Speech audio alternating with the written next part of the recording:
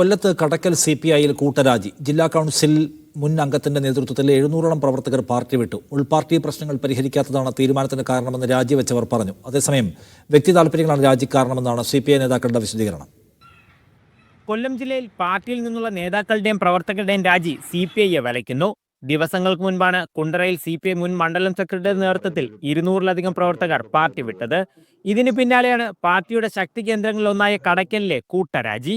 ജില്ലാ കൗൺസിൽ മുൻ അംഗം JC അനിലിന്റെ നേതൃത്വത്തിൽ 10 മണ്ഡലം കമ്മിറ്റി അംഗങ്ങൾ, 45 ലോക്കൽ കമ്മിറ്റി അംഗങ്ങൾ, 48 ബ്രാഞ്ച് സെക്രട്ടറിമാർ, 9 ബ്ലോക്ക് ഗ്രാമപഞ്ചായത്ത് അംഗങ്ങൾ ഉൾപ്പെടെ 700ലധികം പേരാണ് പാർട്ടി വിട്ടത്.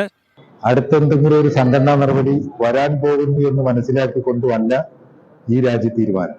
അതുമായിട്ട് യാതൊരു ബന്ധവും അക്കാര്യത്തിലില്ല.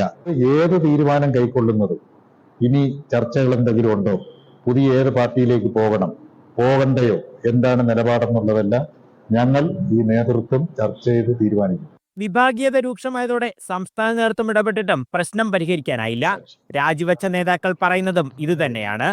മന്ത്രി J. ചിഞ്ചുറാണിയുടെ ചടയമംഗലം നിയോജക മണ്ഡലത്തിലെ കൂട്ടരാജി എങ്ങനെ ബാധിക്കുമെന്ന് തദ്ദേശ തെരഞ്ഞെടുപ്പ് ഫലം വരുമ്പോഴാവും വ്യക്തമാവുക.